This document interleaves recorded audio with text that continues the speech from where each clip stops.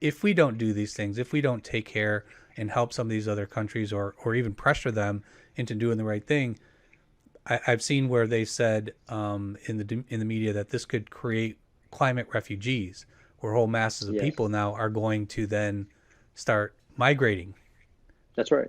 Yep, that'll be just one of many national security and other issues that'll take place. I mean, the military long realized, I think over a decade ago, that climate change was going to be the number one national security threat, and that it would be in our best interest to deploy the military and other means to help these countries out in ways in which in the past we've said, oh, well, the military is just for defense and offensive battling efforts. No, the military and other agencies of the government are going to have to be used for the good of all humankind Yeah, and more, actually. I mean, it's not just our species that's entering the sixth mass extinction.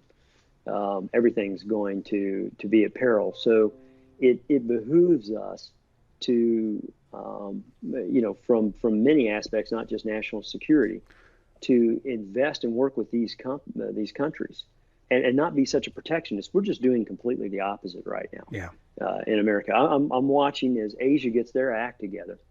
They're working so well with China, where in the past they've been, at conflict with them.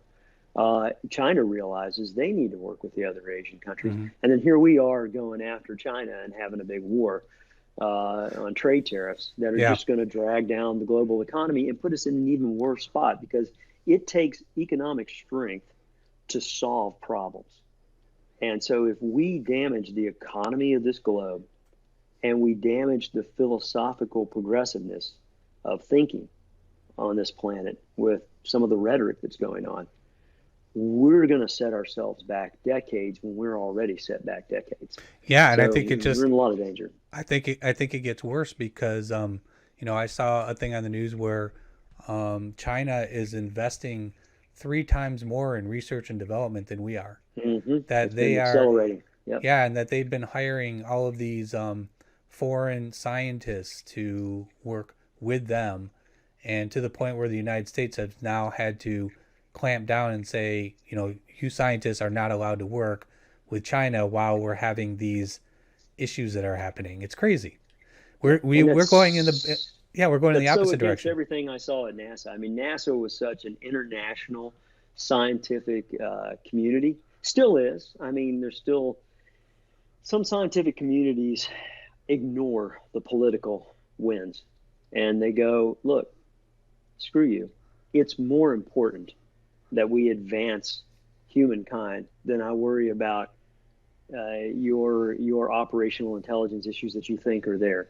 Yeah, I mean, no, truly, China has stolen intellectual property, but I mean, not everybody's doing that, Yeah. and not everybody feels the same way. It's kind of like stealing music.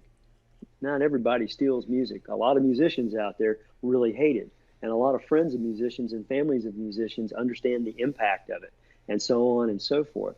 So not everybody's out there on BitTorrent stealing music, just like not all of China's out there stealing Windows for Yeah. their PC.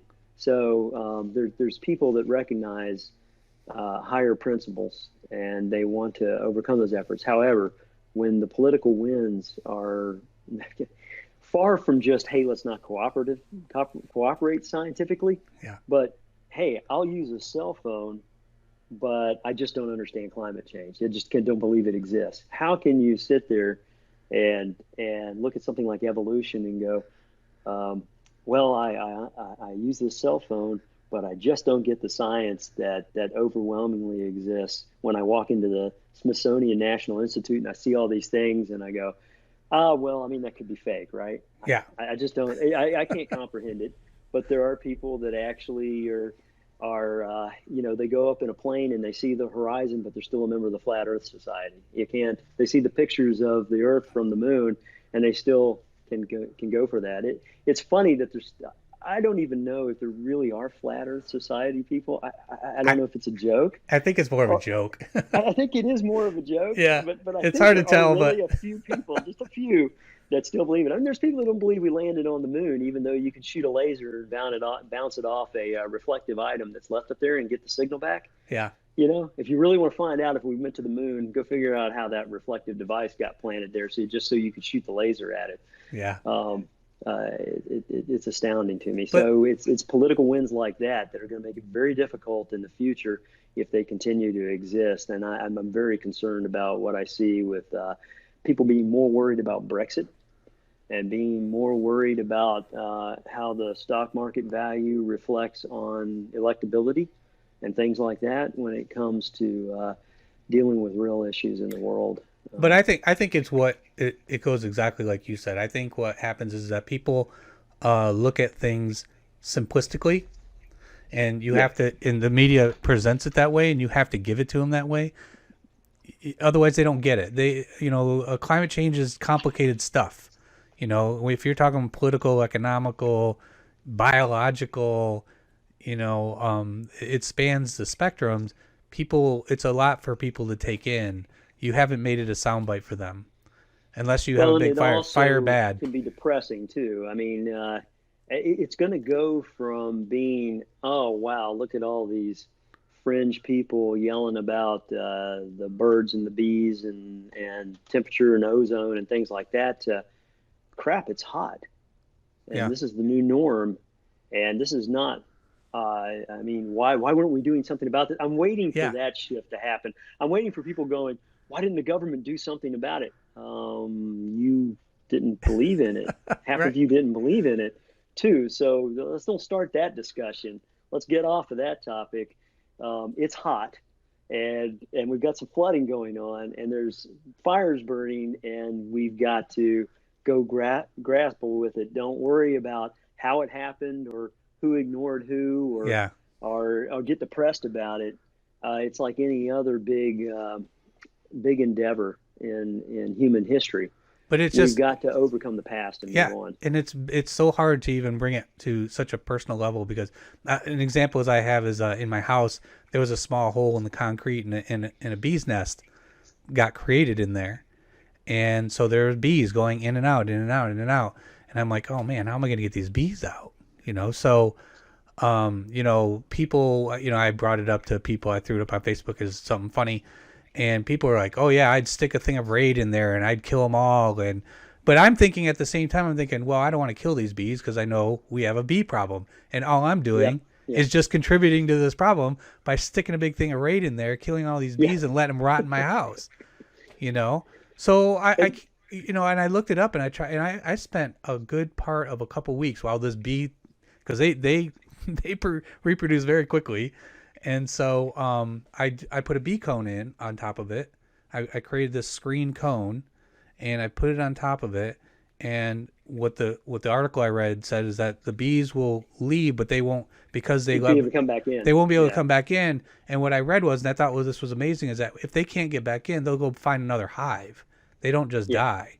That's So right. so all of these bees, not only would that happen, is they would eat the honey that's in there, as each new generation is coming out. And by the time all the honey is gone, because all the remaining bees have eaten it, the queen then leaves, and then your problem is solved. And that took about a month, and it worked. It worked, Yeah, and it that's was cool. it was just taking a little time to understand what was going on, even to me, what's going on around the world with bees, and saying, I don't want to kill these things. That's right. I'm Yeah, perpetuating we've a got problem. to that encapsulates a lot of the thing I was talking about the technological approach to environmental problems. It's big, like when it comes to greenhouse gases, carbon dioxide absorption. Uh, it's big when it comes to like the ozone hole or PFASs or microplastics in the ocean, or the bleaching of the coral. But it's small when it comes down to everybody's individual impact adds up. And it's back to that, what happens when billions of people all want to be middle class Yeah, at a minimum, and they all want to have a refrigerator, and they all want to have a car, and they all want to go and have a latte at the coffee shop. When billions of people want to do that, and not have an environmental impact, and like in your case, you're like, how do I solve a pest problem without contributing to the chemical pollutant problem, or the decimation of a species problem?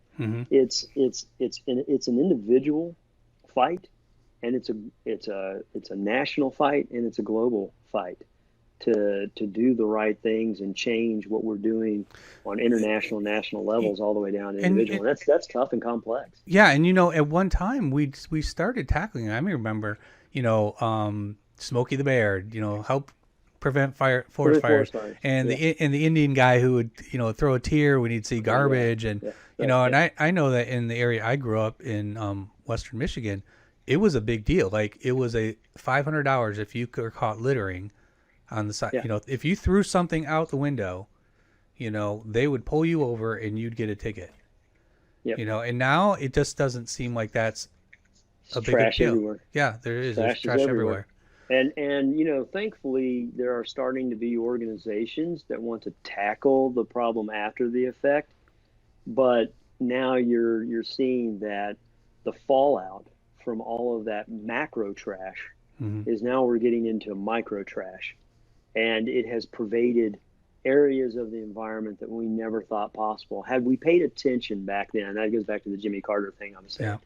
Yeah. If we hadn't have stripped the solar panels off the White House, if we had listened to the Indian on TV, if we had not looked at the hippies as being some crazy bunch of people who were worried about having clean detergent, or scent-free, no chemical detergent, or eating their organic foods and things like that. If we had embraced these things as a harbinger of things to come, we could be a lot further along than we are now. So now it's going to take some really crazy technology both to combat the environmental problems that we've got, and we may have to take steps more rapidly than we intended when it comes to either terraforming, which will shock some people. We won't have time, maybe perhaps, or as good a resources to model exactly what happens when we take those steps. We'll have to make some bold decisions and do them. We may start to run out of time or get the luxury to heavily think about them. Join us on Polis, where we work to find common ground through discourse. We will talk about all things, political or otherwise. This is an open forum for discussion about all aspects of life, liberty, and the pursuit of happiness.